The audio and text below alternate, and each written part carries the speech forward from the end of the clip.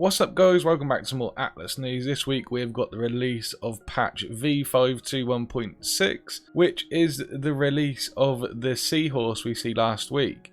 And they also mention community surveys, which I want to cover in another video to keep this one short and sweet. Let's get into it.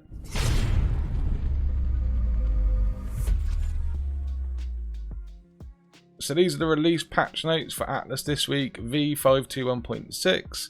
New creature, Seahorse. Found in the depths of the trenches, Seahorses are a new creature that can be tamed and bred after unlocking the underwater taming skill in the Beast Mastery tree. Favourite foods, seaweed and sea grapes. Taming style passive, saddle, none. Primary attack, venomous bite. Gives the target poison debuff which deals 20 damage over 15 seconds. The poison debuff can be negated by using an Antidote. Secondary attack, Acid Spit, fires an arcing projectile that deals extra damage to submarines and increased durability damage to armor.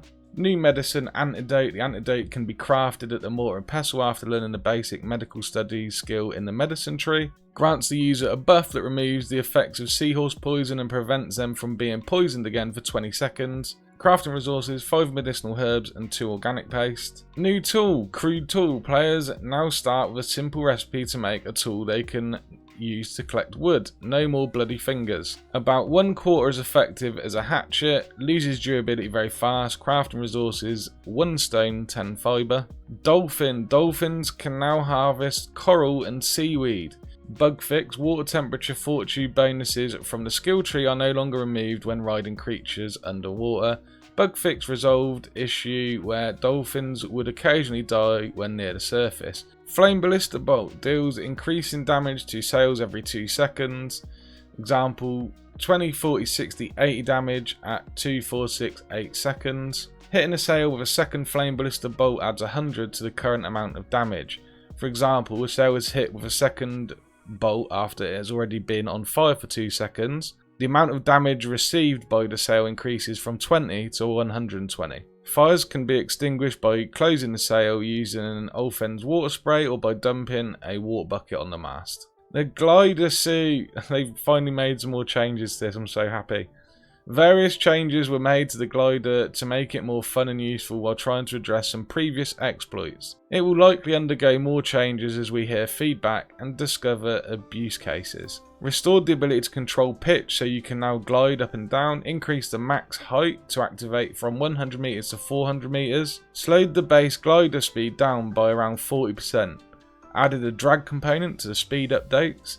The faster you are going, the more drag will slow you down. Prevents maintaining a high speed for a long time after a dive. Reduce the minimum speed you can glide at before you stall to about 2 meters per second. Change the dive angle and required dive time. Glider, known issues. You can still gain height, but it's slow. It's hard to tell when you are about to stall. Sometimes at super slow speed, you inexplicably corkscrew. Pressing the dive button, shift by default on PC, results in a weird sideways dive. Loot drops. Blueprints for Lumberyard, Quarry and Mine now drop. They have 2 new stats on them. Capacity, how much weight and stacks they can hold, and gather rate. Coffee and coffee seeds may be found in place of other food drops. Resources, fish oil drops from some fish which previously did not drop it. Stone harvesting nodes in the copper region, northwest, have been rebalanced and a set of changes are being tested. Iron is the most common metal now and may be found in the rocks in place of whatever metal may have been used before. Copper is the less common metal found, primarily in this region. Geodes may now drop from rock. Using a geode will destroy it and may give some limestone, rock salt and or a small amount of different gems and crystals. Geodes may only be gathered by hand or with tames, not the quarry or farmhouse. These changes will be moved to all regions after a period of testing. So everything we just mentioned there in the resources section is only currently working in the northwest region of the Atlas map. It is for testing purposes. Pretty cool way of doing things to test it out properly, I guess. I'm sure people are going to say you could just test that in a test server. Obviously there isn't really a test server at the moment, although there is some testing about to start, I believe. Ships. Bug fix. Third person view can no longer be obstructed by structures built near the ship's wheel. So that means you can fully encase your steering wheel, I'm guessing. So that's pretty cool. You can make a proper cabin around your steering wheel. So for PvP, you're going to be super protected from a sniper shot kind of thing, which is pretty cool for people that like building ships. That's really cool. You can actually have a, like a proper bridge now.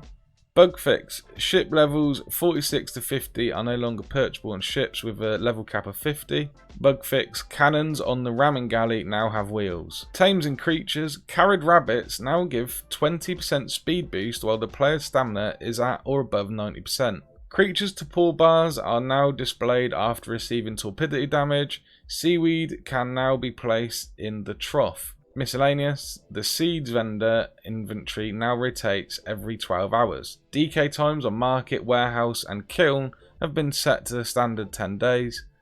Fixed some instances where markets get out of sync. Bug fix: structures can now be built next to the sides of armoured docks. Note, there is still an area near the entrance and exit where structures cannot be placed. Bug fix: resolved an issue where markets, farmhouses and warehouses become invisible in single player. So that's really cool. That's something people have been asking for a long time.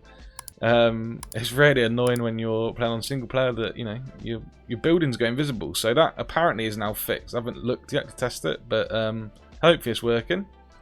And as always, Atlas is an early access title, meaning things and most likely will change and can change drastically, etc. So there we go, guys. There is the patch notes. I'm going to do another video on the community surveys because there's a few things I want to talk about with that if anyone's interested, and also go over what that is. And yeah, I'll put a link to that in the description below once it's out and in the pinned comment, and also a link to the patch notes if you want to read any of these for yourself. But there you go, guys. As always, hope that's helpful. If you enjoyed the video, found it helpful, anything like that, don't forget to give it a thumbs up. And consider subscribing if you've not already. Hit that subscribe button for weekly videos and live streams. Take care, and I will see you next time. Cheers.